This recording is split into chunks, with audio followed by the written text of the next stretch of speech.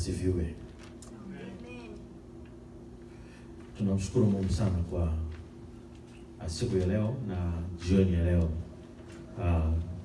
Bwana ametupa neema kuwepo nyumbani mwake tena siku ya Jumanne katikati ya wiki. Wakati mwingine inahitaji bidii sana, asante sana. Inahitaji bidii sana ya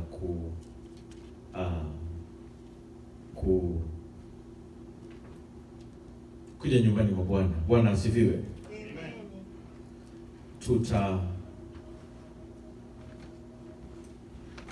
Tutaomba halafu tutakuwa na mafundisho kwa kifupi kutokana na masomo yetu au usomaji wetu wa Biblia kuanzia Januari. Mistari ambayo tunapaswa kusoma, tutagusia tu kidogo sura ya kwanza na ya pili, halafu tutaendelea tena na maombi. Bwana asifiwe sana. Basi tusimame tupate kuomba.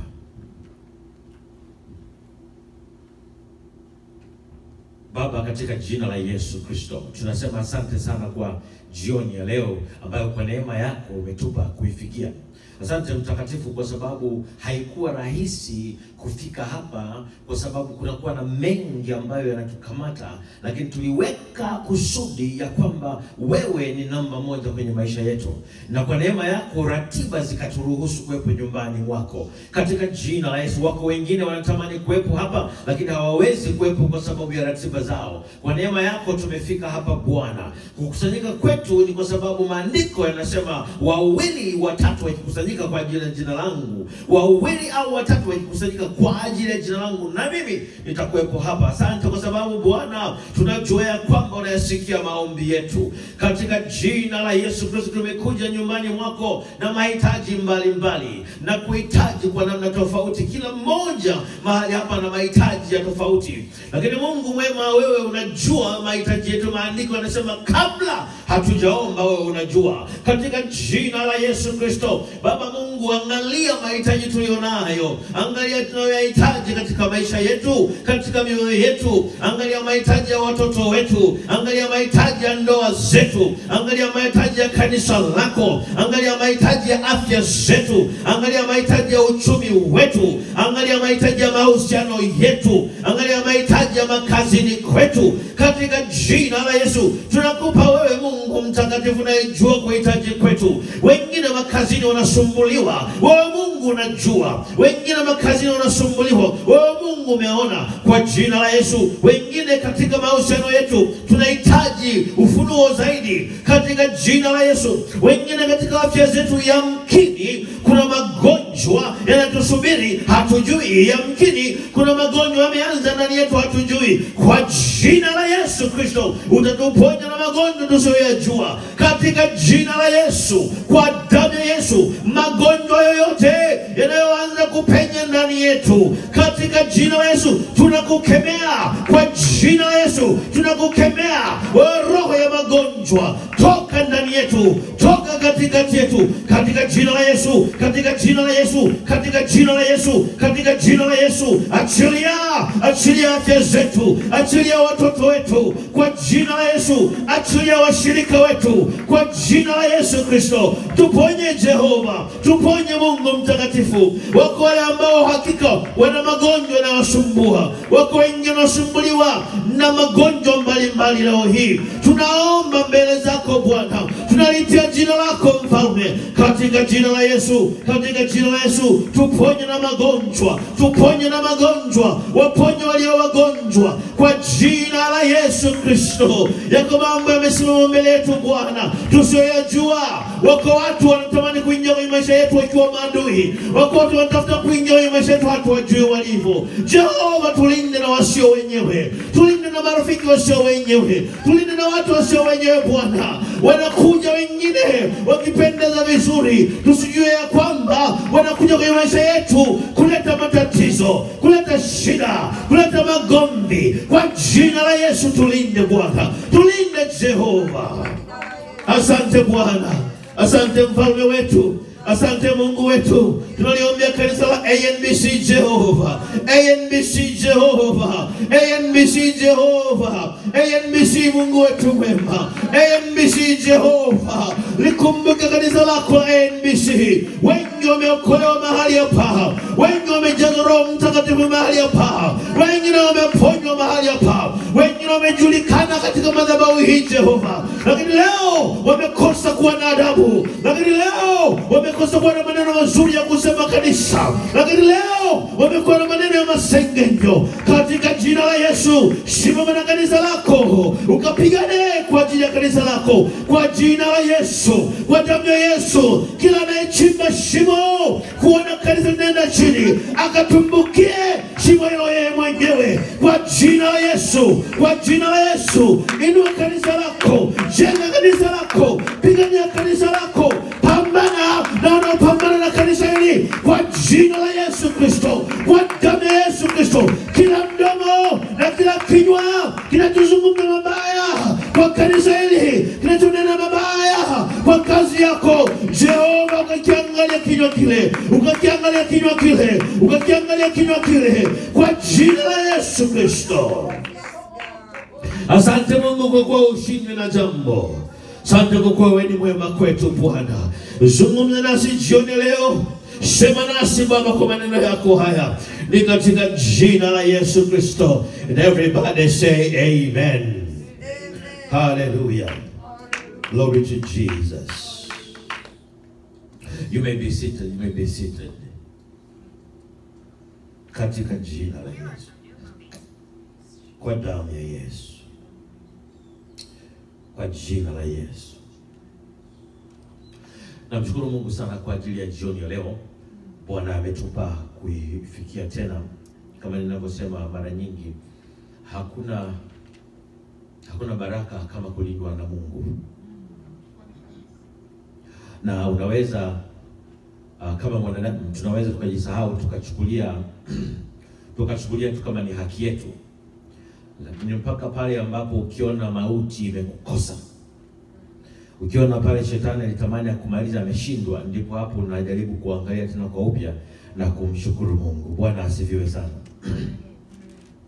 Tutayasoma maneno ya Mungu kwa kifupi kutokana na usomaji tulionao kwa mwezi wa kwanza.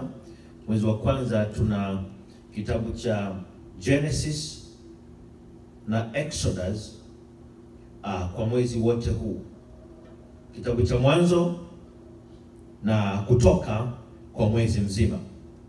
Lakini tutagusia tu mambo machache.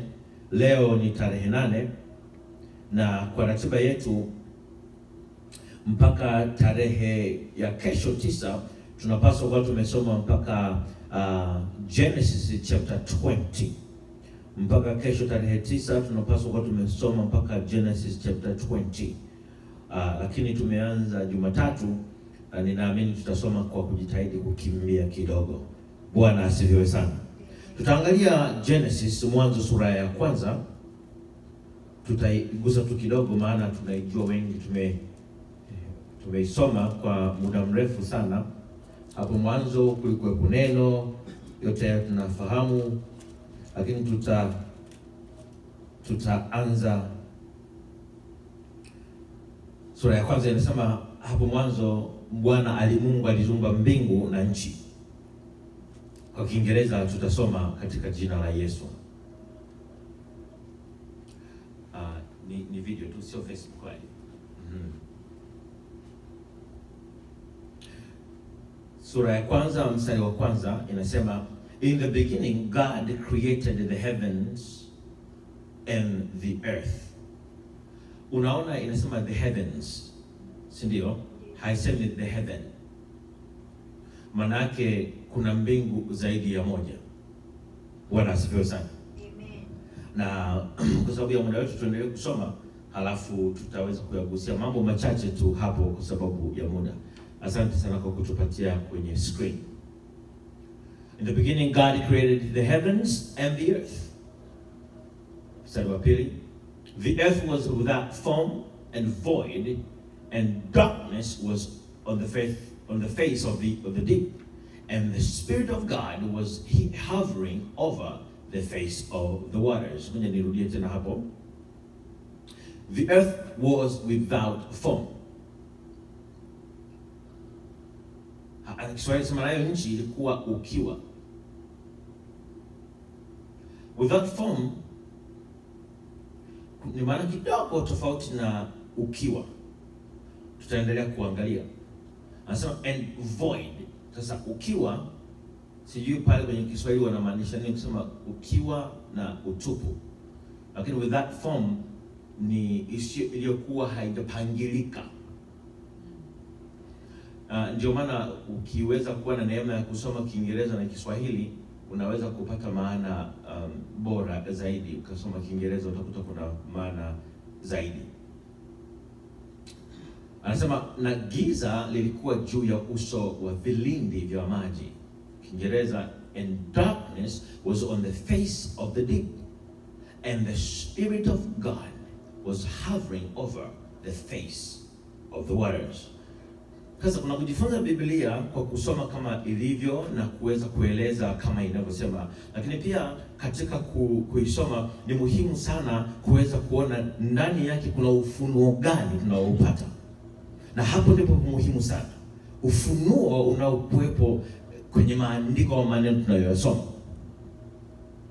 Roho wa Bwana, Roho wa Mungu alikuwa akitulia juu ya uso wa maji. Verse number 3. Then God said, let there be light, and there was light. God saw the light that it was good, and God divided the light from darkness. Naona hapo kidogo natulia. Mungu akaiona nuru ya kuwa ni njema. Mungu akatenga nuru na giza. Ukiangalia hapo, Mungu hakutengeneza giza. Umeelewa eh? Hakutengeneza giza. Alitengeneza nuru. If you go back to verse number 2,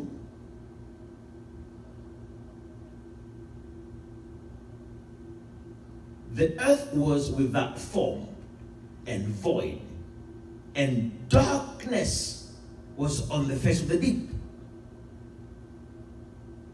Umeona?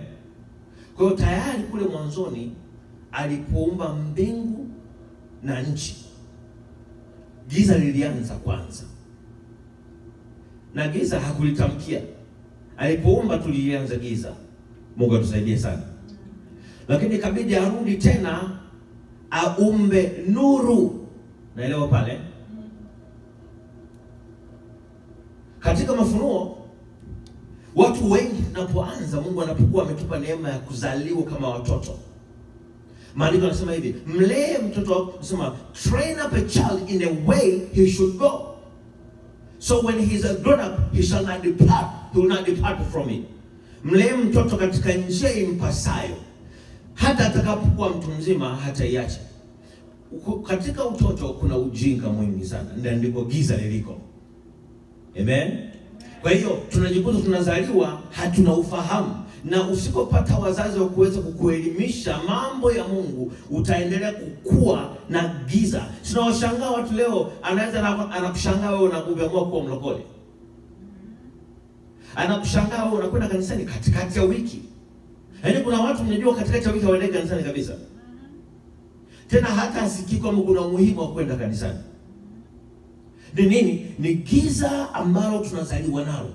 Giza ambalo ufahamu umekosekana. Kwa hiyo ukumbuke kwamba hata tunapoenda kuanza masomo shuleni, wanakwenda kutoa giza, si ni kweli? Kwa hiyo na kwenye mambo ya Mungu, usipopata neema ya kuweza kufundishwa na kujifunza neno la Mungu, giza la ufahamu wa mambo ya Mungu litaendelea kukaa mpaka Bwana atakapotengeneza nuru ndani yako. Bwana asifiwe.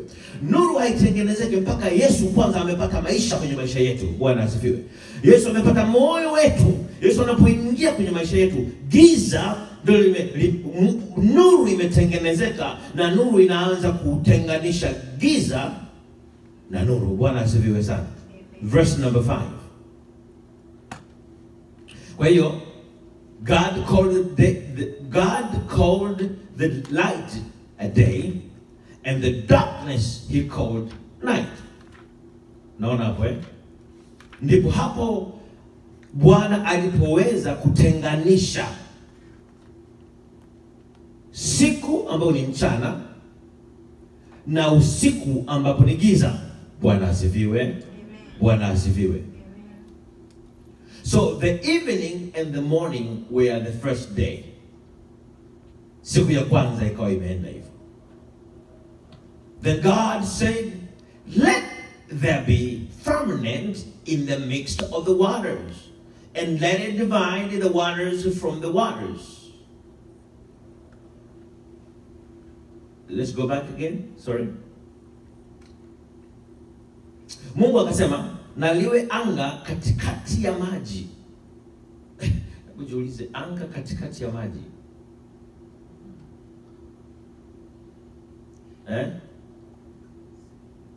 Let's go back to verse number 2. The earth was without form and void, and darkness was on the face of the deep. And the Spirit of God was hovering over the face of... Hello. Kwa hiyo dunia ilikuwa imejaa maji. Kulikuwa hakuna nchi kavu. There was no dry land. It makes sense, eh? Bwana asifiwe. Amen. Babangu mzazi alitufundisha Mwanzo miaka mingi sana, kitabu cha Mwanzo. Kikanisaidia kiasi fulani kuwa nimeelewa vitu fulani, nikisoma naelewa vizuri. Kwa hiyo sasa ukumbuke, unaposikia, unapojaribu kufikiria Mungu alivyoiumba dunia, unapoanza kufikiria jinsi ambavyo dunia, unaweza kama hausomi Biblia. Hivi jamani, si mnaamini kuna Wakristo wengi sana hawajui Biblia? Na pia wewe kujua kwamba kuna Wakristo wengi hawajui Biblia, si unaona kama unaweza kukutana na Wakristo wengi ni wabishi halafu hawajui neno. Hakuna kitu kibaya kuwa mbishi halafu hujui. Ndio maana ni vizuri sana tuweze kuwa tunasoma neno, tuweze kulielewa neno na kupata ufahamu. Bwana asifiwe. Bwana asifiwe. Kwa hiyo dunia haikuwa na nchi kavu. Ilikuwa imejaa maji. Sasa tunapoendelea kusoma mstari wa 7 utazidi kuelewa zaidi. Verse number 7.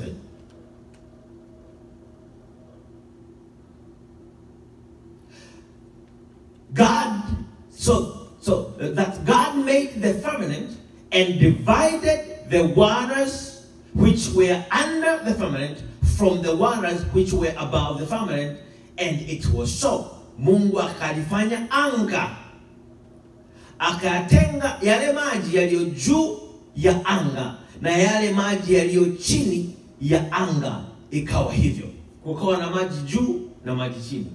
Unajiuliza, mvua inaponyesha, tumeambiwa jinsi ambavyo sayansi inafanya kazi. Kuna maji kwamba kuna nini, vapor inayotoka ardhini inaenda juu afu inatengeneza mvua, si ndio? Tuendelee mbele.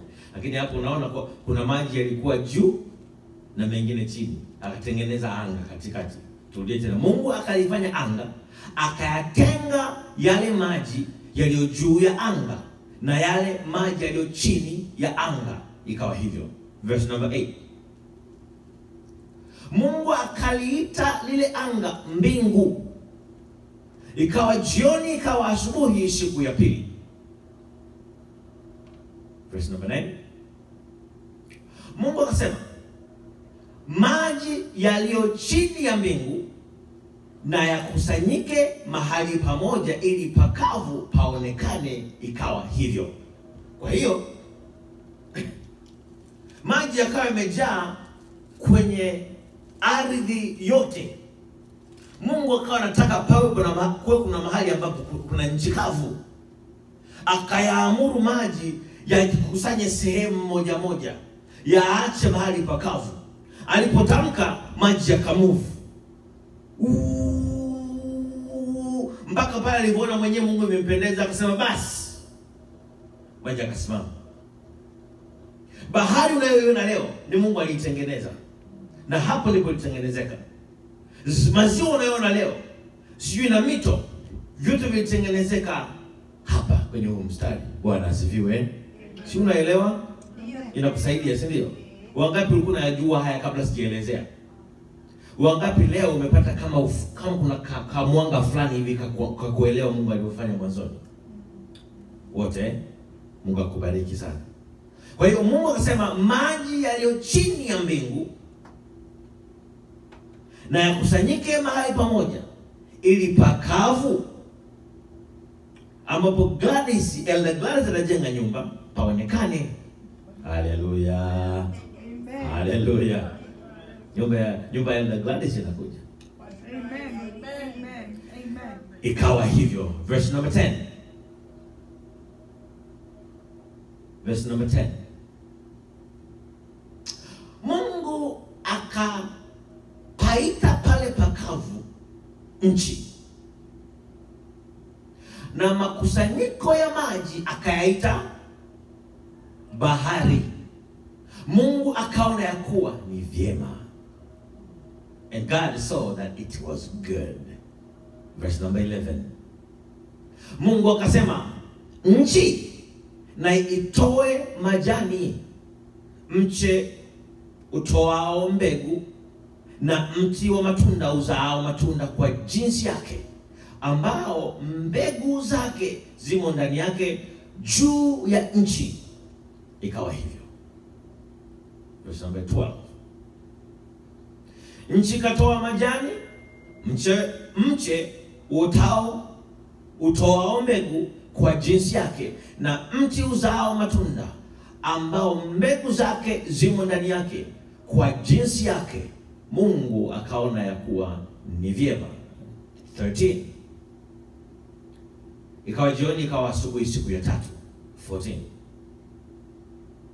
Mungu akasema na iwe mianga katika anga la mbingu, ili itenge kati ya mchana na usiku. Mpaka hapo aliumba mchana usiokuwa una nuru, usiokuwa na mwanga. Halafu akaliumba, akaliacha giza litenge. Lakini bado hakutaka giza liwe giza lisilokuwa na nuru. Na hapa katika mstari ndipo mwezi na nyota vikatengenezeka, na jua likatengenezeka. So tusome. Mungu akasema na iwe mianga kati ya anga la mbingu, ili itenge kati ya mchana na usiku, nayo iwe ndiyo dalili na majira ya siku na miaka. Jua linapokuwa linashuka linamsaidia kujua jioni imefika, si ndio? Inapokuwa kipindi cha baridi kama sasa hivi, hata jua unakuwa hulioni. Yaani unategemea kuangalia kagiza kameanza, na saa zikiharibika zote unakuwa hujui tunakaribia kufika jioni. Kwa nini? Hakuna jua. Kwa hiyo jua linakusaidia kujua siku inapokwenda na miaka inapokwenda. Na make sense, si ndio? Verse number 15. Tena iwe ndio mianga katika anga la mbingu, itie nuru juu ya nchi. Ikawa hivyo. 16. Mungu akafanya mianga miwili mikubwa, ule mkubwa utawale mchana na ule mdogo utawale usiku. Akafanya na nyota pia. Umeona hapo Jua, mwezi na nyota vikawa vimetengenezeka hapo. Bwana asifiwe sana. Verse number 18. Mungu akaiweka katika anga la mbingu itie nuru juu ya nchi. Continue. Na kutawala mchana na usiku, na kutenga nuru na giza. Mungu akaona ya kuwa ni vyema. 19. Ikawa jioni, ikawa asubuhi, siku ya 4. Mungu akasema maji na yajawe kwa wingi, na kitu kiendacho chenye uhai, na ndege waruke juu ya nchi katika anga la mbingu. Sasa tutaishia hapa kwa sababu tunazidi kupata picha. Unaweza kuendelea kusoma ukazidi kupata picha. Hivi ndivyo uumbaji ulivyokuwa kwenda kwa sehemu chapter 1 of Genesis. Lakini pale mwanzo nilipoanzia, Bwana asipotusaidia tukazidi kupata mwanga katika giza la kutokuwa na ufahamu wa kimungu, tunaweza watu wa Mungu tukafa au tukauawa na vitu ambavyo hatukufunguliwa ufahamu wa kuvielewa sawa sawa. Huu ni mfano, lakini maandiko yanasema kila neno litokalo kwa Bwana lafaa kwa mafundisho. Biblia inasema hivyo. Kwa mistari hii tumesoma kuhusu uumbaji wa Mungu, tunaweza kukuta ufunuo ndani yake. Hakuna kitu hatari kutembea na mtu, kufanya kazi, kujihusisha na jambo ambalo hujui litakuja kufanyia nini kwenye maisha yako. Unakuwa na giza. Wakati mwingine mama ananizuia nisitumie sana mfano wa ndoa. Najikuta nataka kwenda huko. Kwa hiyo maana nisitiza hapo, situmie mfano wa ndoa, nitaacha. Lakini nisimie marafiki. Unaweza ukawa na rafiki ambaye either umempata kwa kuletewa na Mungu au umempata kwa kuletewa na shetani au umempata wewe kwa bidii zako. Sasa kuwatenganisha au kuwagundua tofauti zao, ndipo unahitaji mwanga wa Mungu kuweza kukuingizia ufahamu, kujua kwamba huyu hakika ametoka kwa Bwana, huyu ametoka kwa shetani, huyu nilimtafuta mwenyewe. Mungu atusaidie sana. Amen. Unasema? Nitakuongea. Okay, come here mama. Nataka niongeze kidogo. Nataka niongee kidogo pastor. Sure, kabisa. Bwana asifiwe. Amen. Amen. Biblia inasema kwamba after Mungu amecreate everything, anasema then the Spirit of God was the first to move. Aliumba dunia, lakini roho wake ndio alikuwa ni operator. Unaweza ukawa Mkristo na ukasoma Biblia kabisa. Hii Biblia ikawa kama gazeti, kwa sababu roho wa Mungu hayumo ndani kabisa. Nilikuwa najiuliza hili swali. Sikilizeni watakatifu. Kama mna Biblia nyumbani na kanisani ni kusoma Biblia, kwani uje kanisani usikae nyumbani ukachukua Biblia ukasoma kuanzia mwanzo mpaka mwisho? Sina make sense eh? Lakini Mungu anataka mkusanyike, alafu kuwe na roho wake. Neno lake linaposomwa, fikiria kwamba alipomuumba mwanadamu, ili mwanadamu awe na connection na yeye, alimake sure anaweka roho wake ndani yake. Alimake sure kwamba unakuwa na pumzi. Mwanadamu alimuumba, baada ya kumuumba akampumulia pumzi yake. Kwa hiyo Mungu anapokuwa anaongea, kuna jinsi ambayo mwanadamu anajua. Ni kama vile Eli akisikia babake anaongea, ni sauti ya babangu. Ndio. Hauwezi kuwa confused. Ndio. Kwa hiyo Mungu alipoumba dunia, alimuinvolve Roho wake Mtakatifu. Ndio. Na Biblia inasema kwamba kulikuwa na maji. Unajua sign nyingine ya Roho Mtakatifu ni water. Come on. Hallelujah. Hallelujah. Unapokuwa katika sisi wa Kristo, unapokuwa unazaliwa wanakubatiza na nini? Na maji. Hallelujah. Hallelujah. Maisha ya mwanadamu au brain ya mwanadamu, 75% of your brain is water. It's good. Kwa hiyo uzima ambao Roho Mtakatifu ambaye alikuwa anazunguka, Biblia inasema kwamba alipokuwa anazunguka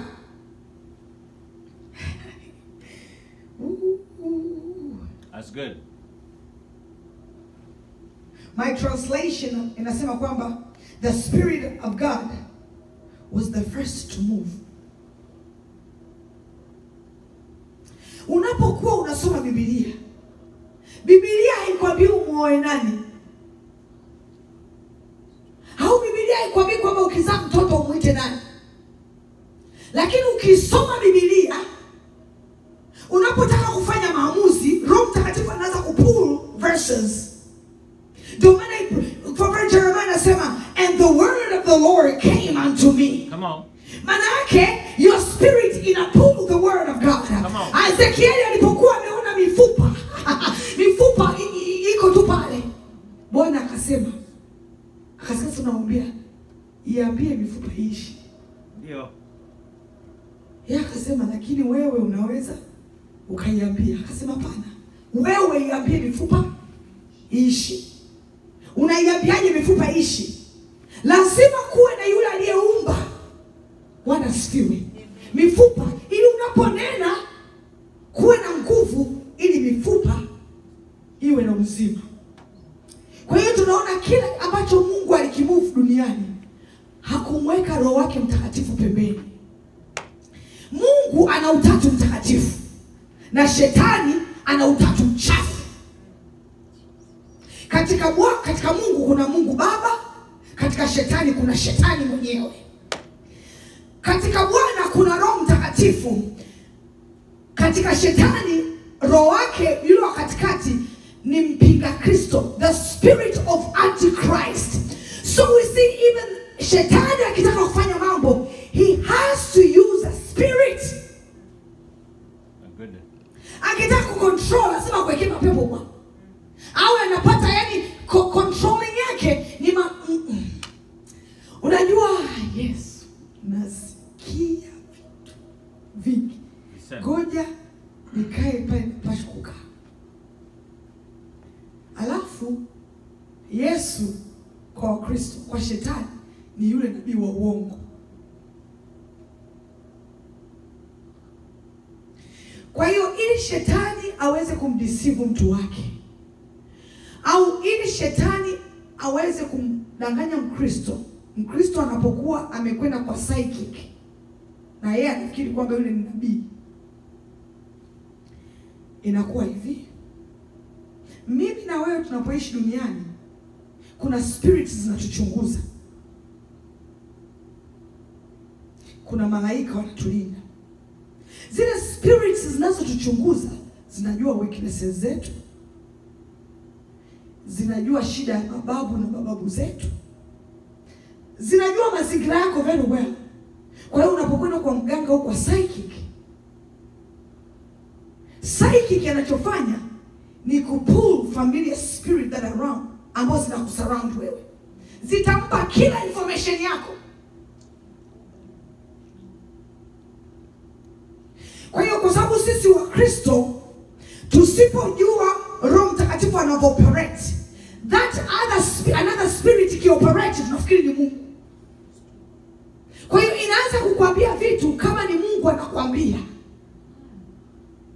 Lakini shida moja ya ile roho nyingine, haiwezi kuishi maisha masafi.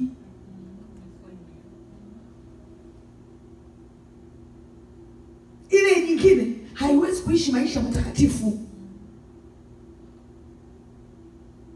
Kwa hiyo kitu kimoja ambacho ni kikubwa, tunapokuwa tunasoma hili neno, hii ratiba tulionayo, tumuombe Mungu. Kabla hujasoma neno, muombe Mungu akufunulie. Unapolisoma neno lake liweze kuingia. Halipashi kukatwa hapa, linapaswa likitoka hapa liingie hapa. Kwa hiyo nilichotaka sana kusisitiza ni Roho Mtakatifu. Roho Mtakatifu. Hata kanisa ambalo halina Roho Mtakatifu, watu hawezi kuponywa kabisa. Watu hawezi kufunguliwa kabisa. Watu hawezi kuwekwa huru kabisa. Kwa hiyo hicho tupaze mtaka kisema. Mungu akubariki sana. Beautiful. Amen. Powerful. Amen. Bwana asifiwe. Bwana asifiwe sana. Mimi nimalize kwa tuweza kuwa na muda pia wa kufanya maombi. Nitakwenda sura ya pili, lakini kabla sijaenda sura ya pili niseme hivi. Kama mama alivyosema, roho alikuwa juu ya maji. Mstari wa kwanza. Can we flip back to verse number 1? Verse number 2. The earth was without form and void, and darkness was on the face of the deep. And the Spirit of God was hovering over the face of the waters. Roho wa Bwana alikuwa ametulia juu ya uso wa maji. Bwana asifiwe. Amen. Roho wa Bwana, kama mama alivyosema, ni wa muhimu sana katika uumbaji. Haleluya. Amen. Katika mafundisho tuliyojifunza, Roho Mtakatifu ndiye msababisha vitu vifanyike. Yaani natafuta neno la Kiingereza,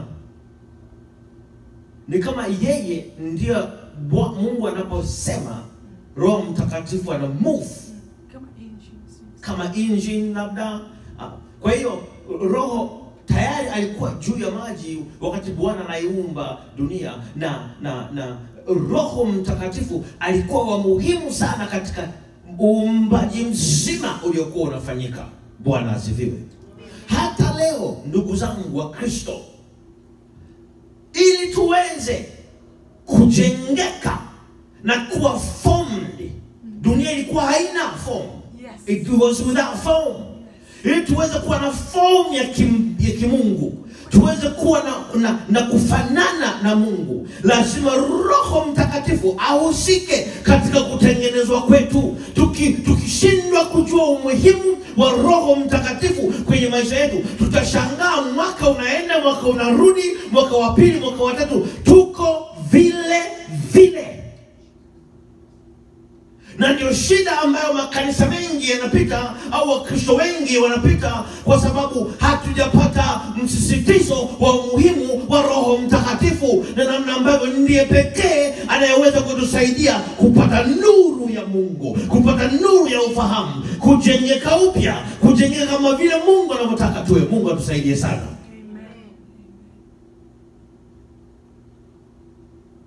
Najaribu kukwepa nisiguse makanisa ya watu. Watu wana makanisa mazuri sana. Amen. Amen. That's good. Lakini niseme tu kwamba kanisa au mchungaji asipoweza kutusaidia kuweza kumexperience Roho Mtakatifu na kujua nguvu ya Roho Mtakatifu, tutakuwa tunapungukiwa na kitu cha muhimu sana. Kitu cha muhimu sana. Unajua, wakati mwingine unaweza, sauti ya Roho Mtakatifu inazungumza. Si mara nyingi Mungu mwenyewe anazungumza kama Mungu. Mungu anazungumza kupitia Roho Mtakatifu. Kwa hiyo kutakuwa na mahusiano mazuri na Roho Mtakatifu, tunakosa nafasi ya kumsikia Mungu anazungumza kwenye maisha yetu. Na kushindwa kumsikia Mungu anazungumza kwenye maisha yetu kupitia Roho Mtakatifu, tutagonga visiki, tutatumbukia kwenye vitu ambavyo tungeweza kuvikwepa ikiwa tungeweza kumsikia Roho Mtakatifu. Mungu atusaidie sana. Kwa hiyo tuongeze bidii ya kutaka kumjua Roho Mtakatifu. Tuongeze bidii ya kutaka Roho Mtakatifu awe sehemu ya muhimu kwenye maisha yetu. Tujue namna kumu-entertain. There's a way you entertain the Spirit of God. Kuna namna ya kumfanya Roho Mtakatifu aone kama anakaribishwa, anahitajika, ni wa muhimu sana. Unapomuignore Roho Mtakatifu huwa anahuzunika. Watu wangapi mnajua Roho Mtakatifu anahuzunika? Yes, Roho Mtakatifu anahuzunika. Na ukimhuzunisha mara kadhaa, Biblia haisemi mara ngapi, lakini ukimhuzunisha mara kadhaa huwa anaondoka. Akiondoka kwa kazi kweli kurudi. Na kinachomhuzunisha Roho Mtakatifu ni kukosa usafi wa moyo. Na disobedience. Mama anazungumza, anasema disobedience. Amen. Na disobedience tukiweka katika mjumlisho wa maisha yasiyo safi, maisha yasiyo safi yanamsababisha Roho Mtakatifu anashindwa kufanya kazi yake, anakuwa uncomfortable kukaa ndani yetu. Ndio maana mara nyingi nimekuwa nazungumza kwamba tabia ya kutubu dhambi ni sehemu ya maisha tangu asubuhi mpaka jioni. Ukiamka asubuhi, Baba nakupenda asubuhi ya leo, na kushukuru umeniamsha salama. Isingekuwa ni wewe, yamkini leo ningeamka nikiwa vingine, yamkini ningeamka nasikia habari mbaya, lakini kwa sababu yako nimeamka nikiwa mzima. Na kushukuru, namshukuru Mungu. Unamwambia Baba, ninaomba katika jina la Yesu unisamehe dhambi zangu nilizozifanya nikiwa najua, na zile ambazo nimezifanya nikiwa sijui. Nitakase, kwa sababu kiu yangu ni kuishi maisha safi mbele za Bwana. Amen. Unaendelea na shughuli zako, imefika saa 4 kwa sababu ya kumpenda Mungu, kwa sababu ya kupenda kumpendeza Mungu, kwa sababu ya kutokutaka kuwepo kitu katikati yako na Mungu. Unarudia tena, Baba nitakase, nitakase, nitakase. Kama kuna chochote nimewaza, naomba nitakase. Hayo maisha ndio ambayo tunajifunza katika kanisa kama hili na makanisa mengine, usafi wa moyo. Ukitengeneza maisha namna hiyo, umempa nafasi kubwa sana Roho Mtakatifu. Roho Mtakatifu anapokuwa amepata nafasi kubwa kwenye maisha yako, hata unapokuwa na shida ukisema tu Baba kwa jina la Yesu, inakwenda moja kwa moja mpaka kwenye masikio ya Mungu. Haleluya. Haleluya. Hakuna kizuizi katikati. Ukiinua mikono ukasema Jehova ninakuhitaji, sauti inakwenda moja kwa moja. Ni simu ambayo inakwenda bila vurugu za connection. Mungu atusaidie sana. Bwana asifiwe sana.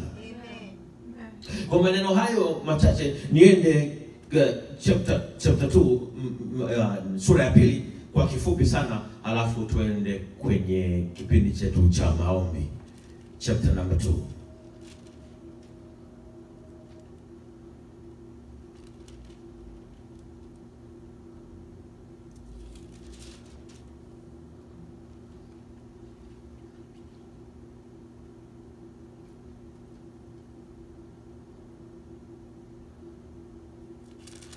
Sura ya 2. Chapter number 2. Basi mbingu na nchi zikamalizika na jeshi lake lote. And on the 7th day God ended his work which he had done, and he rested on the 7th day from all his work which he had done. Hapa ningetaka sana kuweza kutafsiria, kukuelezea ni kwa nini hatushikamani sana na 7th day kama ambavyo watu wengine au madhehebu mengine yanasali siku ya 7th day. Ningekuwa na muda ningekueleza, lakini kipindi kijacho tutakapokusanyika, naomba mnikumbushe, Pastor Nuno mtanikumbusha tuweze kuligusia hilo. Amen. Verse number 3. Then God blessed the 7th day and sanctified it, because in it he rested from all his work which God had created and made. Verse number 4. This is the history of the heavens and the earth when they were created, and the day that the Lord God made the earth and the heavens. Before any plant of the field was in the earth, and before any herb of the field had grown, for the Lord God had not cast it to rain on the earth. No. For God had not caused it to rain on the earth, and there was no man to till the ground. But a mist went up from the earth and watered the whole face of the ground. And the Lord God formed man of the dust of the ground and breathed into his nostrils the breath of life, and the man became a living being. Sasa nitagusia hapo kidogo halafu tuweze kuelewa hapo. Baada ya Mungu kumtengeneza mwanadamu kwa mikono yake, tunajua hivyo, lazima alihitaji kuweka uzima wake ndani ya mwanadamu. Akampulizia nini? Ndani ya pumzi ya Mungu kulikuwepo na ufahamu ambao hata kama haujafundishwa vitu fulani, consciousness ilikuwa imejificha huko, inakusaidia kujua vitu fulani kabla hujafundishwa. Katika pumzi ile ambayo Mungu alimpumzia pumzia mwanadamu, kuna sehemu ya Mungu ndani ya mwanadamu ambayo Mungu aliitaka iishi ndani ya mwanadamu yeyote. Na hiyo sehemu ya Mungu kwanza niweze kufafanua. Desire. Bwana asifiwe sana. Amen. Sijui ni wangapi wamewahi ku experience ukianza kuomba sana, kuna vitu ambavyo Mungu anaanza kukatiza moyoni na mtu hajakwambia. Sijui kwa nini. Mimi nikiwa naomba sana, saa nyingine Mungu anaanza kukata kama rafiki. Unakuta rafiki fulani anakuudhi wala hajakutendea ubaya, lakini kuna desire about that person inaachia. Kwa hiyo roho Mungu anayokupumulia, ile roho ina desire zake, ina tamaa zake. Alafu hizo tamaa zake sasa ndio zinakulidi wewe in the right way. Unajua kuna kitu kimoja kikubwa ambacho Mungu amemzawadia mwanadamu lakini hajampa mnyama. Mungu amekuzawadia wewe will. Mapenzi yako. Come on. Anakujulisha mapenzi yake. He make his will known unto you, but amekupa wewe the will to choose. That's a very powerful thing. It is. Miti haijapewa will, wanyama hawajapewa will, lakini mwanadamu amempa will na anaweza kaitumia the same will to go against God. Jesus. Bwana asifiwe sana. Amen. Kwa hiyo Roho Mtakatifu anafanya kazi na will yako. Sijui kama mtanielewa.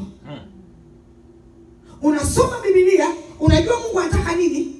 Lakini kuna kipindi kinafika, kwa sababu Biblia inasema kwamba mwanadamu huvutwa kwa tamaa zake mwenyewe akidanganywa. Kuna kipindi unajikuta unavutwa na vitu ambavyo sivyo, lakini deep down inside of your heart kuna kitu unasema don't do that. Don't do that. Don't do that. It's good. Ni kile roho Mungu iliyo ndani yako ambayo inaonyesha mapenzi ya Mungu. Amen. Na unapokuwa unaomba, watu wa Mungu, mara nyingi tunafunga na kuomba. Tufungi na kuomba ili kubadilisha matakwa ya Mungu. Tunafunga na kuomba ili kujialign na mapenzi ya Mungu. Good stuff. Ulikuwa huwezi kufuata mapenzi ya Mungu, lakini ulipofunga ukaweza kuyafuata. Good stuff. Biblia inasema kwamba Paulo akasema kwamba mimi ni mtumwa wa Kristo. Hallelujah. Hallelujah. Ni wangapi wanaamini kwamba unapoendelea kutembea na Kristo unatakiwa kuwa mtumwa wake? Hallelujah. Kama vile Yesu alipokufa alijua kwamba anapelekwa msalabani, lakini kwa sababu alijua kwamba aliitwa kwa ajili ya hicho, alijua kwamba mimi ni mtumwa wa Kristo. Na ukiwa mtumwa huwezi kuchagua ufanye nini usifanye nini. Bwana wako anachokisema ndicho kile ambacho unakifuata. Kwa hiyo Biblia inasema kama tulivyopewa neno la Mungu linatakiwa kuwa a love letter. Unaposoma barua inatoka kwa mpenzi wako, una pay attention to maneno. Lakini unapokuwa tunasoma gazeti, newspaper, kuna kama mnakumbuka nyumbani, Daily News, kuna vitu unavisoma vingine uvisomi. Unaviruka. Unaangalia sehemu ambayo interest yako ipo ndipo unasoma. Lakini Biblia inatakiwa iwe kama love letter. Ukiwa umepata barua kutoka kwa mpenzi wako, unasoma kila kitu. Tena wakati mwingine unajificha ili uweze kutulia, usisumbuliwe. Na unapokuwa unasoma, watu wa Mungu, unakuwa unafanya imagination. Hallelujah. Unapokuwa unasoma inaingia mpaka mifupa. Kwa nini? Kwa sababu unasoma, unaweka pause, una imagine kwanza. Come on. Kama jana alikugusa, leo akakuandikia barua, kwa inabidi uimagine imagine ule mguso wa jana. Hallelujah. Kwa hiyo tunapokuwa tunakwenda ndani ya neno la Mungu, hallelujah, tusisome kama gazeti, tusome kama love letter. Jesus. I said unto you that I will protect you in your way. Unasema wow. Asema Bwana wa majeshi nitakutunza. Kwa hiyo ukipoteza kazi, how run crazy kwa sababu ile barua ulipoisoma ilikuwa so loving. Alikupa assurance kwamba atakusaidia. Bwana asifiwe. Na I'm telling you, tukibadilisha the way tunasoma Biblia tutaisoma. Lakini tusipobadilisha mtazamo wa kusoma Biblia, hatutaisomaga. Tumemaliza vitabu vingi, tumepata education, tumepata degree, masters, vitabu hivyo visoma you can't even imagine. Lakini hii Biblia kama tumezaliwa jamani. Mungu asifiwe sana. Unasoma hapa ikikubariki unaruka mpaka Jeremiah. Nilikujua toka ulipokuwa tumboni mwa mama yako. Ndio maandiko tunayoyapenda hayo. Nikakuchagua kwa hiyo nilichaguliwa toka tumboni mwa mama yangu. Lakini mengine huyajui. Hallelujah. Hallelujah. Mungu atubariki. Amen. Pastor nakukatakata. No, this is good.